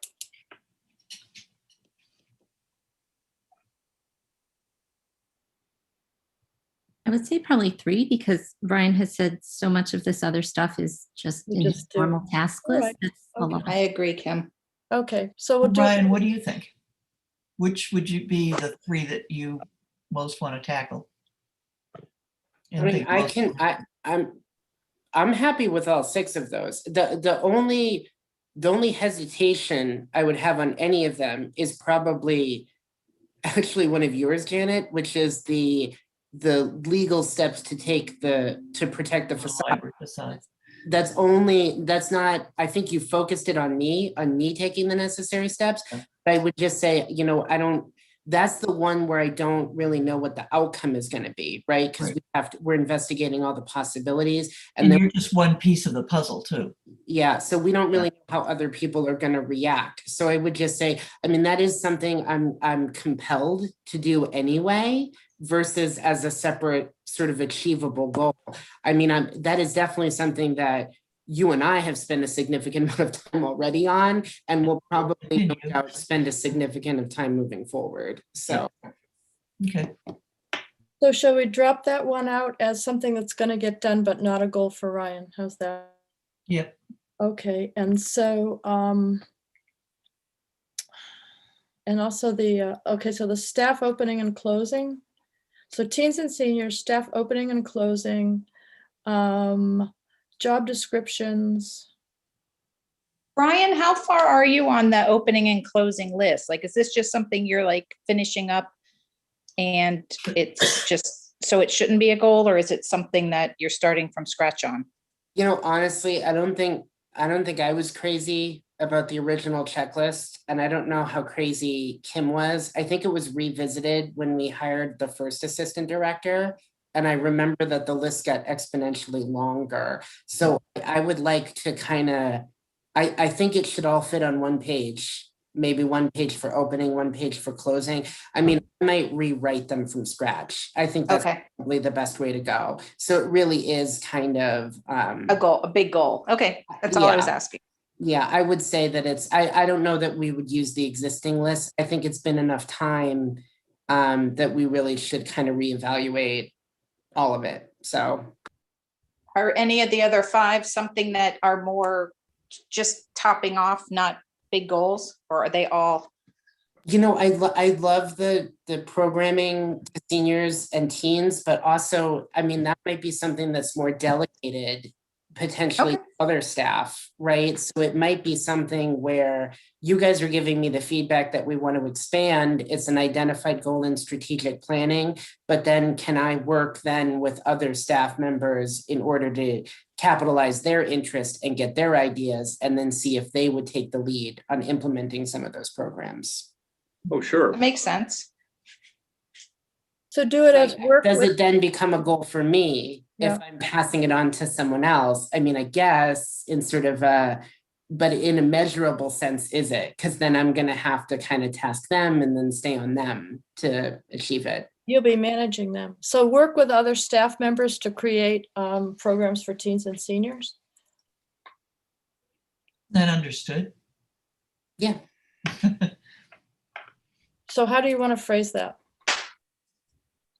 Or are you saying not to phrase it at all, that it's not, it shouldn't be a goal? Well, I'm trying to help you guys look at goals that you could potentially revise if you want to reduce the number. So I think that with the understanding that I'm going to delegate to other people, should it then go in a list of goals? Well, it Yeah. also has to be a goal that has a stop date. That's the other part of it. Personally, I think the job descriptions, we've been going back and forth on those for a long time. I think those are good, but they're not, to me anyway. The job descriptions are something that we'll have to work with personnel. It's good, but it's not as essential as, say, the feedback surveys or the technology master list. I agree with you, Marguerite. And it's also not completely under Ryan's control. Yes, No. yeah. So at this point, we have work with the other staff to create teens and senior programming, the staff opening and closing list, the feedback surveys, and the technology master list for the staff. That's 4. Does that sound doable? Sounds good to me. Okay. Okay. All right, let's do those. Now, what about accomplished by dates? That's the last part, and then we'll be done with this. June 30? This Christmas? I don't know. Actually, we need it before performance reviews, right? Well, finish dates for when Ryan has accomplished his goals. I think Ryan should put those in. We'll be doing this again in May. So I would say probably April, the end of April. You mean you're going to have teens and senior programming all done by the end of April? I don't know if I'm going to have any programming done in the next year, Marguerite, to be. I would just say for all of this, The staff opening and closing list, what is that going to take? 3 months, 2 months? Yeah, 3 months is good for What that. if we put off the teen one till next year, Ryan? If you're so concerned with I what think by, programming you're like, gonna be able May to do, fir- what if we just, I think if you do like May 1st sorry, or end of April for the programming goal, Mhm. hopefully we'll be able to be doing something by the spring, right, of next year. Right. I mean, the goals are, as we saw by the goals for last year, for this year, those were all completely off the table. So there it is. I think feedback surveys, do you want a year to do that? Yeah, because we're gonna implement the public one All next. right. All right, so a year from now, this is May, so it'll be May 22. The technology master list for the staff, May 22. Maybe December. Give me Okay, a year to try to put everything together. December Well, 21, don't do everything in the first 4 months of the year though either. right. Okay, May 22. May 22 for the Into it. technology master list, okay, got it. Work with the staff to create teens and seniors, that's gonna be the whole year, that's May 22, right? And the staff opening and closing list, that should be something that you have done in, what, couple of months? Yeah, Okay, so just say July 1st, does that sound good? that's not a couple of months. August 1st would give him a couple of months. All right, Do you need more than that, Ryan, or is that doable? I like September better than August. Okay, yeah, I was gonna say, I think July is way too soon. I think summer's pretty problematic in general. Yeah, okay, so this I'm gonna be covering a lot because there's a lot of vacations coming up. People, yeah, they can Okay. travel again and take time so off. we'll, maybe October, give you a October chance, 1st. if we say, yeah, October 1st, give you a chance to breathe. okay. I like October better. You can Why? make it May We're 22. getting there, we're getting there. Want it to be 2026? So basically, all of these is the accomplished by date is the end of is May 22, except for the opening and closing list, which would be October 21. We good? Yeah. All right, I think we're there. I will write all this up and send it to everybody just for your final approval. And I think, I guess that does it for the performance evaluation as far as we can take it today. That's good. Okay, where are we on the, Kim Ivers has been here for like an hour. yes, Kim, you're up. Summary. As much as she's excited about hearing all my goals, I should let her go next, if that's okay, so she can go on and do other things. Hi. Whatever she Yeah. wants. So I guess I'm giving the summer reading update. So we're planning kind of in between this year, like more in person than it was last year, but not quite as much as it is in normal years. So we're transitioning, or we have been transitioning to from Zoom story times to outdoor events. I'm still doing a couple Zoom story times and stuff like that through the next month or so. But we have added in like an outdoor story time on Thursdays, which was off to a slow start because the weather the first couple of weeks was terrible. And then once the sun came out, it just took off. So yeah, that sun will do it. And then we're doing preschool yoga outside right now through the month of May. We're doing read to a dog, which we were doing on Zoom, but now we're doing it outdoors. So the dog and her and his owner come every other Saturday. So so for pretty much for the summer, we're going to be doing all in-person outdoor programming. So the library, it sounds like, will be open to people can come in and get their books and all that stuff, but if there won't be any programs held in the building. That being said, I have 25 events planned for the summer. I know. So some of them are just story times. Some of them are, continuing our popular crafternoons with Mandy Roberge. She's going to come do one every month. And we're going to, I have some some larger events planned. So like a couple concerts with David Garden from who's originally from Southborough. We're doing a magic show. I have an owl program coming. These are all things that the performers are going to be doing outdoors. Now that capacity limits are lifted, that will make it a lot easier and we won't have to worry about any of that anymore. I've kind of noticed when I've done my outdoor stuff so far is that people just kind of space themselves out. Like I know some libraries were putting down hula hoops that the kids had to sit in that were all 6 feet apart, or painting circles on the lawn, and kind of everybody's just kind of done it themselves. You know, they bring a blanket, they bring their chairs, whatever, and I haven't had to really do anything for it. You know, they've just done it on their own. So I think that we'll be okay, you know, in that regard. A couple grants that I got to do special programs. So there'll be a graphic novel workshop, which we've had before. It's a man who's an author, illustrator originally from Southborough, and he's great. He's done this several times. So he's going to do an outdoor graphic novel workshop to teach kids how to create their own graphic novels. I have another Southborough resident I got a grant for who's going to do a family yoga class outdoors. So that's kind of how the programming part of it is going to take place. Last summer, you know, as you know, we had to switch everything kind of last minute. So we did the packets. So each week, I mean, there was a packet that you could pick up, and we had activities and a craft each week that the kids could pick up. So we're going to continue with that. Like normally in a normal summer, I would have, say, like a scavenger hunt in the library each week, or different in-library activities. But because we can't really be doing that this summer, we're going to keep doing the packets. So each week there'll be an envelope. I think we can have some inside and at curbside, since people will be able to come in both places. So they'll have a craft, they'll have we're calling it 5 things to do this week. So say like one of them will be about read a book under a tree or whatever it is, or read a book to somebody. And then there'll be like, go for a walk and try to find something, or so like 5 different things to do. There'll be a game or a puzzle put in there each week, and a coloring page as well. And so those will be, we have 9 weeks worth of those.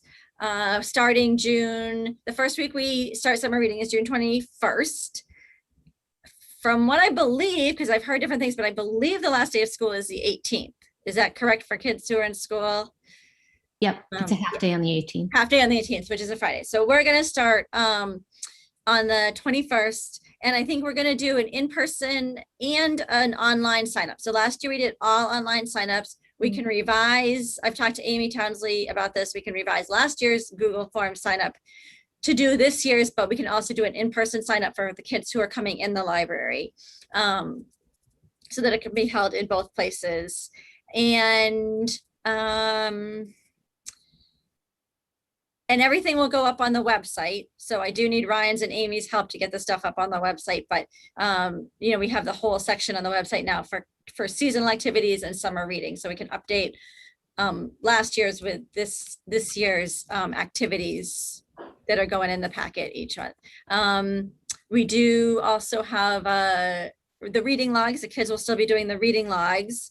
So we still have Beanstack, which is a way to track their books that we got last year from the state. And then we also have printed reading logs that they can track their books on that. And they can either come in and show us, or a lot of the parents last year were emailing me and telling me how many kids their kids read. So, you know, we're kind of doing it as a mix. So whatever is going to work best for the families, if they're not ready to come in yet and they want to do it all outside and pick stuff up outside and email me, that's great. If they want to come in and do everything in person, that's also great. So as we did say, I was in touch with the school librarians. It sounds like I'm going to have to do a video this year because usually I do make several visits to the schools and share everything that's going on, but I'll be doing it on video, and then they can show the videos to the whole school. Fabulous. So Amazing. that's where we stand. Kim has already done a tremendous amount of work on this, and it hasn't even started yet. So, you know, I think the entire board could join me in appreciating all the time and energy she has put into this. This was so much work and so much pivoting that Kim had to do for last year. And then she's doing everything she did last year, plus she's got all those outdoor programs. So it's only sort of more an additional work. So I'm really proud of what we have planned. And I think the public is really gonna like summer reading this year with us. I hope so. You're here. Great. Personally, I'm excited about being outside so much this summer. So, weather obviously is going to be an issue. So that'll be, I think the weather might be one of the biggest challenges. Right. Thank But you. we'll see how it goes. That's so good to hear, and I hope that you can fill us in meetings to come, because I had no idea that there were that. I knew there were wonderful programs. I had no idea there were that many of them. Yeah. Really Yeah. beautiful. Anyway, so thank you. Uh, Is there anything that the trustees need to know, or that we can help you with? I don't know of anything that I need help with, except, hey, like word of mouth, spread it around. If you have people who are in that age group, then pass the word along. Amy Townsley has been really excellent she's been great at doing a lot of the online part, like getting stuff on the website, getting stuff on the events calendar, making flyers, and helping me so much with that. So I really appreciate all that sort of behind the scenes stuff that she's working on too. You put things on my South Pro too, don't you? We do. Mhm. Yep. So Yep. Everything goes on my South Pro as well. So wonderful. Thank you for keeping us up to date. Sure. Makes me wish I was 6. Or 3. 3's a good age. You can still come if you want to. I think I'd look sort of funny, but Borrow a child. yes, borrow a child. There you Borrow a go. child. Yeah. So thank you. And if there's anything that the board can do to assist you, I'm sure everybody would be more than happy to help out. which would be Great. Thank you. So thank you. I don't know whether you want to stay for the rest of this exciting meeting, or whether you've got work you want to get back to, but thank you for. All right. I am going to touch base with my my assistant down here who's helping me for this morning and see how things are with her. Excellent. Okay, thank you so much. Thank you, Kim. All right. Thank you. Thank you, Kim. Thanks. Okay, the next item on the agenda is, I just wanted to say briefly, the Open Space Commission is planning the native plant garden. I would like to table this discussion and have a meeting on the 25th of May devoted to this, because Open Space wants to make a presentation and I wanted the full board to be here for that. So is everybody available on the 25th at 11 for a Zoom meeting? It's a week from today. Yep, a week from today. It won't be long. It won't be a long meeting. It's going to be the presentation, which will be about 15 minutes. And then we'll have a chance to ask questions. Okay. I'm available. If it's not long. Yep, You know it's what not time gonna it's be at? long. Okay, good. All right, then I'll Great. Do you send know it what time? to Andy for that. What time? 11 o'clock. 11 11. o'clock, yep, At on 11. the 25th. Okay. Good, thank you. Okay, so we'll deal with that next time. Now the handout for the town meeting, Kim, which I received this morning, which is quite spectacular. Do you want to Mhm. tell us about it? Sure.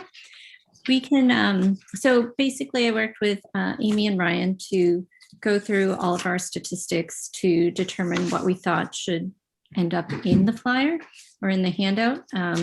So this is kind of where we ended up with. The first side has details that probably already need to be updated in terms of like the hours and calling for an appointment. So considering town meeting is this Saturday, and I think, Ryan, you said the doors will be open starting in June. So we'll need to probably alter that section to update that. My suggestion was going to be put current hours, and then maybe we just have an area at the bottom that says check back in June or something. Because we're going to make we have a newsletter piece going out on Memorial Day announcing that the library will be reopened. So I don't know if we want to jump the gun. We can say it. I mean, I don't mind letting the town meeting audience know that, but I don't want there to be confusion for the week before. Because, right, we have this weird week in between town meeting and then when the library reopens. So, This town meeting is postponed because of rain to the weekend after Memorial Day weekend. yeah. So what about Sunday? It wouldn't continue Sunday? Well, it's supposed to be thunderstorms on Saturday and rain on Sunday. Oh, it is. Yes, that was, I mean, I hope that's wrong, but that's what my little phone says. Hmm. Does anybody know whether we have to bring our own like blankets and chairs or whether they're going to be set up? They'll have chairs, they won't have blankets. Okay. Sorry, we're supposed to be talking about the handout and it just went into town meeting. Sorry. I know, but they're tied together. So anyway. Kim, we can discuss the hour thing and make it consistent with what the library is putting out too. Just to- Yeah, I mean, I would just like to, I mean, we have enough space, we can update that, you know, because it will be changing very soon. I would like to speak to that and then kind of say, follow us to make sure that you're, you know, up to date when the Yeah. things change. That makes sense, Kim. We want them to know we're opening. Yeah. Right. But this is packed with great information. That's Yes. wonderful. Wonderful. Yep. Yeah, so if you guys have any questions or like suggestions on any of the wording or any statistics that you think shouldn't be included or should be included, or if anything looks confusing to you, then it would probably be confusing to anyone in town. So we can definitely make any tweaks and edits. I think in the agenda it said this needed to be voted on before we. I have one teeny question. Yeah. When you say the 21,000 ebooks, is that included under the statistics of books? Or is that? Oh, that is separate. Separate. So down below it says circulation, books, video, audio, ebooks is a. Those are different. The Separate, circulation Okay. is for physical materials. And I can make that distinction if you feel that's important. Well, I don't know whether anybody's going to look at it that closely, but it was confusing to me. I do think down in the circulation, which I sent you, Kim, is the electronic materials, I think is confusing. But I'm wondering if we should just lump like the 1%, 0.4% and 0.2%. That's kind of such a small, I don't know how to, into what, but. Well, so Amy, that was actually going to be my suggestion too. Only because Sorry. apparently we're not doing great in the non-book game, as I like to say, for physical materials. I think for video and audio, we could bundle that as multimedia and make that the stat combined and just have an other category, which has the 1%, the 0.4 and the 0.2. Can I be a devil's advocate here? Yeah. I just think books is one thing, DVDs is another thing, and CDs is another thing. And if we list them separately, we remind people that we have those two options rather than putting it in by the category. I also think it's fine the way it is. I just Me think too. I love it the way it is. I wish the statistics, I wish we had done better at periodical circulation and we had more miscellaneous stuff. That's my only thing. The numbers look comparatively much smaller than books. People know that people didn't want to handle magazines and newspapers during COVID. So, but people like books at the library, and Yeah. that's a positive thing for everyone to know. It just, you know, we didn't do so hot. well, personally, I'd leave it alone. I just think it looks Okay. great, but that's just Okay. me. But I we're think going to that say a it's huge amount of physical. info in We're going to here, say it's physical something, right? To make it clear that it's ebooks is separate. In August or September, some of you have never gotten this before, but Marguerite and Kim Regan have, is you will get a copy of the ERIS statistics. ERIS breaks down circulation by type. There will be a separate ebook and physical item stat, but they're combined into an overall circulation number. Kim and I looked at, and Amy looked at the statistics for the calendar year for 2020. ERIS statistics go by the fiscal year. So this is like a combo of 2 fiscal years, one from FY20, the end of FY20, and one from the beginning of FY21. So just so that if you're looking at statistics in Eris in a couple months and you're confused, that's is the distinction. So I think. So the- Janet, Go I ahead. was gonna say, you're wanting something in the circulation, like a physical item circulation? Is that what you're, Well, so that people don't? just to clarify, because it's Yeah. my original question, is that 21,000 included in the 55? And you're saying it's in addition? It's not. Right, So, which makes a Janet, number, right? in the, like where it says 66,973 and the blue kind of button that says items, do you want me to label that physical items? No, I would just leave it items, because when you start to do physical versus non-physical, the point of it is 66,000 things have gone around. It's the number that makes the impact. I would leave it. Once you start breaking it down too much, I think it gets into the weeds. I think the impact is the 66,000. I would just leave that. That's just me, though. I'm Marguerite wants no changes. No, I think it's beautiful the way it is. I would just, I mean, It is beautiful. I really do think it's fabulous. You've got huge amounts of stuff in there, and somehow the square format with the parallel lines, when it first came up on my screen, I thought, oh my God, it's going to be too busy. And then when I started to read it, I thought, no, it's not. It's really It's balanced. perfect, isn't it? Yeah, I agree. Okay. So the one other note I would say, just in any revisions, is under the area where you thank the grant entities, Mhm. I would just strike the /LTA, because ALA was the entity that gave us the grant.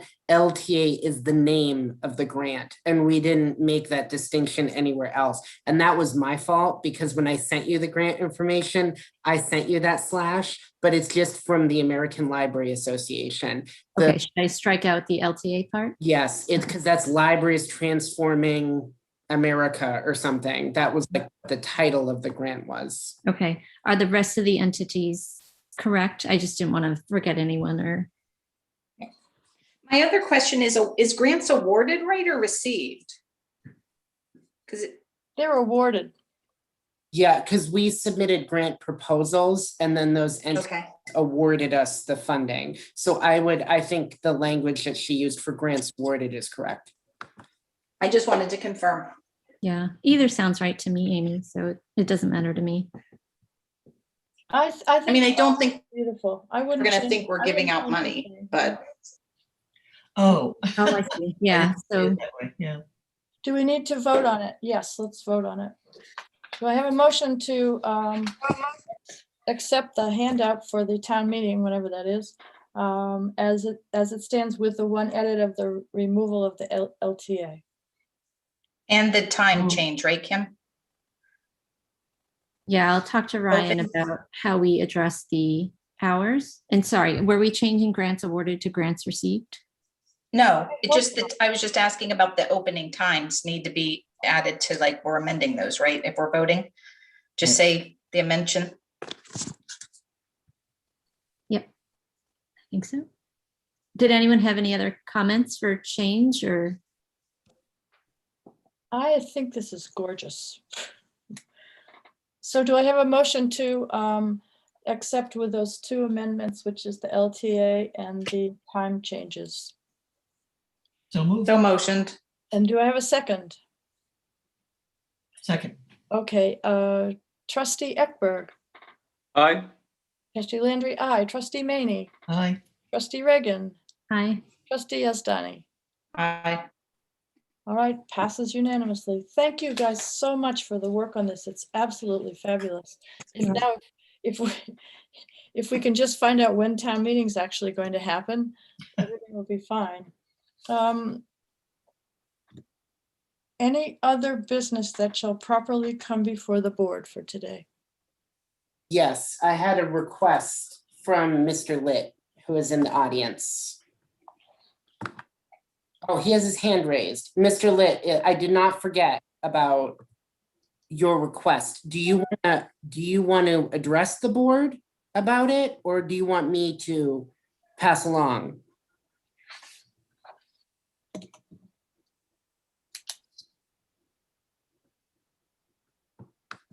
I should ask the board, do you want Mr. Litt to come in and explain? He had requested something about the Municipal Technology Committee. about appointing an ex officio. So I don't know if you want to have me just read his feedback, or you would like him to come in the meeting. We already discussed this at some point a couple of years ago, right? When the MTC was first convened. Yeah.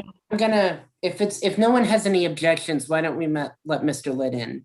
I'm fine with it if everybody else is. Mhm. I think I don't want to misrepresent his No, request. I think it that's would be good. better. Okay. He did send it to me in advance, and I just didn't get a chance to put it in the trustee materials. So he did his diligence. He got in touch with me. I just didn't have a chance to pass it along. So I apologize. Tim, maybe you could explain to us what your thoughts are on this.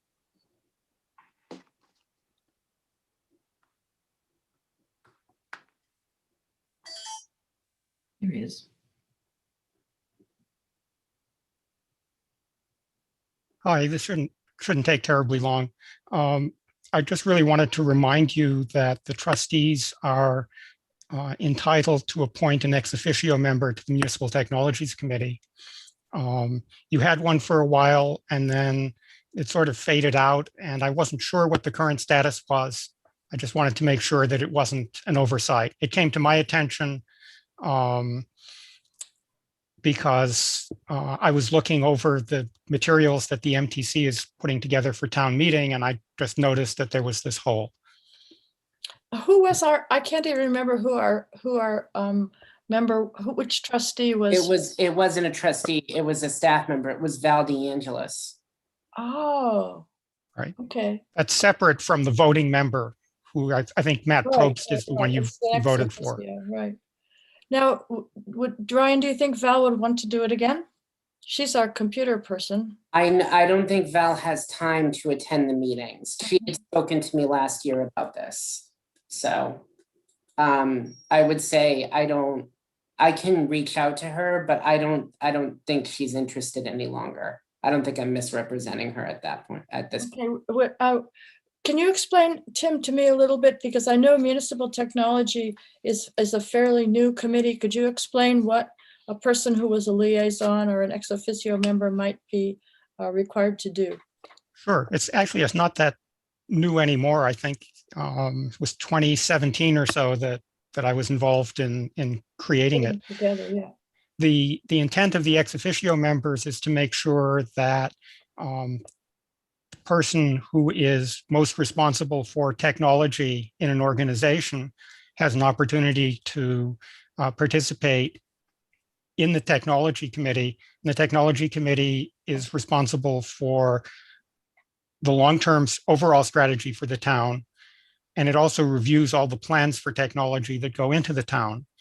And it's important from my point of view, as the architect for this, that the town doesn't operate in silos, that where it makes sense to have the various bits of technology talk to each other, that happens. And that doesn't happen if people don't get together and talk. And since the library was one of the larger technology budgets in the town, you got the ability to appoint a voting member. And I thought it was also important for you to have the option to appoint staff. If you're comfortable that, things will just kind of happen through the voting member, that's fine too. Again, I'm not trying to push you one way or the other. I just wanted to make sure it wasn't something that got forgotten or fell under the bus along the way. Could you clarify about the voting member? Well, you appointed Matt Probst. He's actually currently the chair of the Municipal Technology Committee. And, as a voting member, like you, the trustees, he has all the responsibilities of making everything happen and making the decisions. The ex officio member provides input, provides, the day-to-day information on what's going on and how it's used that, a citizen isn't going to know. Right. Okay, so I will open this up to the other trustees for your thoughts on this. I can't tell, Tim, are you sort of raising your hand as a potential volunteer? No, he runs the committee. No, actually, I'm the guy who organized the MTC, but I'm neither a member And an ex officio person is always a staff person. It's always someone who's employed by the organization. Okay, I see. Thank you. Because again, you want the knowledge of, okay, so how is technology used in the library and how does that interact with, or how should it interact with the technologies used in other departments of the town? You know, For instance, the board could vote to appoint either myself or Kim Ivers or another staff member, potentially as an ex officio. Or I don't know, Tim, if they can do this. I don't know if they can appoint one of themselves to be the ex officio. I'd have to check with, I think, Jim. well, actually, since I wrote the bylaw, you can ask me. Okay. So can they appoint one of themselves to be an ex officio? That really wouldn't make sense because, you know, the discussion you had before, you know, about how the trustees don't know all the ins and outs of what goes on day to day operationally in the library. It's that expertise that an ex officio member brings. So it's not that we're looking for a body to fill the seat. What if the trustees appoint Ryan as the ex officio member? That's fine. All right. I'd like to move that we appoint Ryan Donovan as our ex officio member of the Municipal Technology Committee. Second. All Okay right. with that, Ryan? Sure. I mean, to be fair, you do have the option of not having one. It's up to you in terms of if you feel things are covered. I would just have the caveat, and I would let Mr. Litt know, I don't know that I would be able to attend every meeting, but I would make an honest effort to try to, if I was an ex officio, attend as many meetings as possible and to represent the library to the best of my ability. It also might be that if the MTC is working on items that have significance that I could bring back. I mean, I do in my director's report routinely report on IT issues, right? I think there's some synergy there in attending the MTC meetings, see what they're working on, and then be able to bring some of that back to the library trustees. So, well, I mean, you've attended them in the past, Yeah. actually, as I think you were standing in for Val. So, I mean, you know what you're getting yourself into. yes, I do. So, and I would be happy and I would be honored to be a ex officio in the MTC. Okay. All right, so I'll move the vote's been moved. Trustee Ekberg, Aye. trustee Landry, aye. Trustee Maney, Aye. trustee Reagan, Aye. trustee Yazdani. Aye. Okay, congratulations, Ryan. Tim, thank you for keeping us. I know that the IT situation has changed a lot.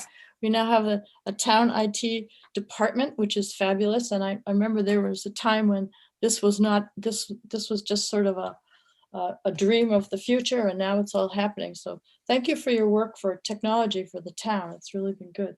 Anyway, all right, so if we have any other business that shall properly come before the board. Just one last word, Ryan, remember to send a note to Jim Hagerty so that you get listed. Perfect.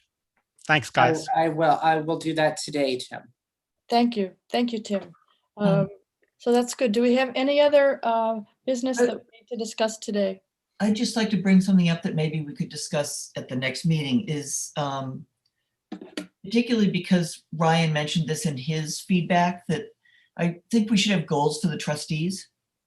And one would be the one that he mentioned was attending a particular training session that I don't know that any of us have attended. The orientation? Yep. Oh yeah, David and I did it together a couple of weeks ago. Right. I assumed everybody would do Yeah, it. there was one online I attended. There's also another one coming up next Tuesday Right. online, an orientation. Yes, Janet, good point. It is very helpful. Anybody not done it yet? I think Jane and I did it 2 years ago. I would recommend doing it again because the second one that I did, with the one that I just did when David also attended, was completely different Oh, from the really? one I did 2 years ago. Okay, that's good to know. Yeah, So we've and it's gotten an online, so it's Email not. about this, right? Sorry? We've gotten an email about this, Ryan? When you send out the trust. Yes, and you should all be on the trustee listserv, and I will I will also send you the information from Maura.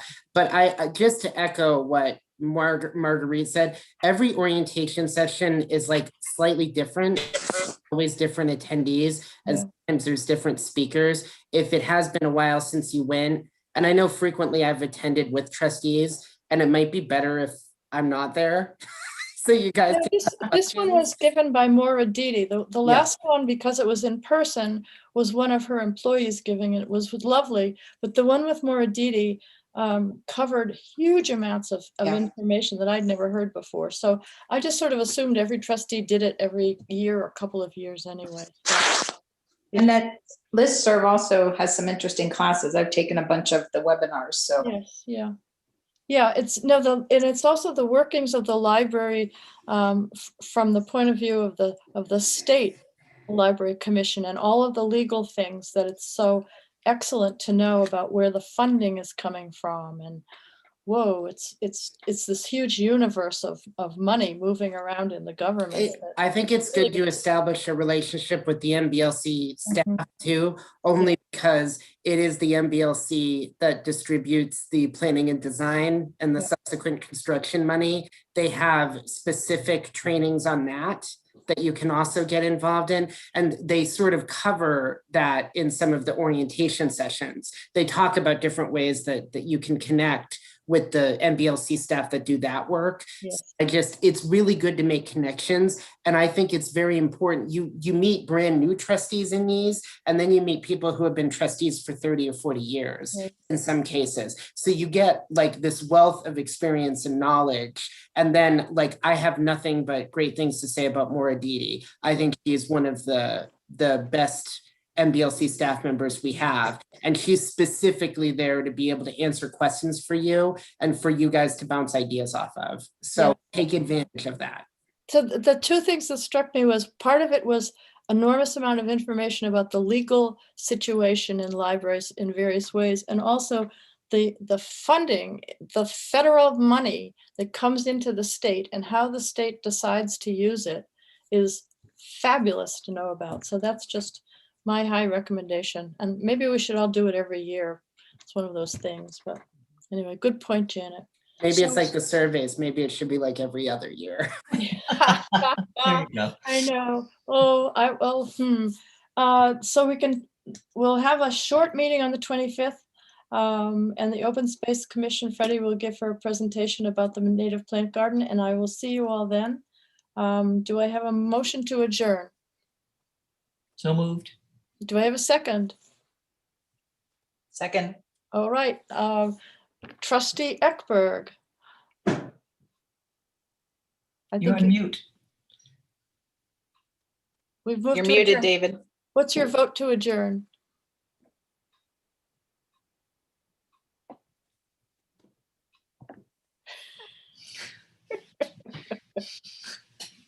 I think it's my fault because I accidentally moved him to an attendee. Like, just give us a thumbs up. Okay. All right, Trustee Landry, thumbs up. Trustee Maney, Trustee Reagan. Aye. All right, and Trustee Yazdani. Aye. Oh, thanks, everybody, and I'll see you in a week. Have a good All right. week. Bye. Okay. Aye. Thank you for all your time. I know it was a long one, everyone. Sorry It about was that. good. Got it done. Bye. Thanks for all your work, Kim. Yep. Did a great job on the flyer. Absolutely. Beautiful. Yeah. All right.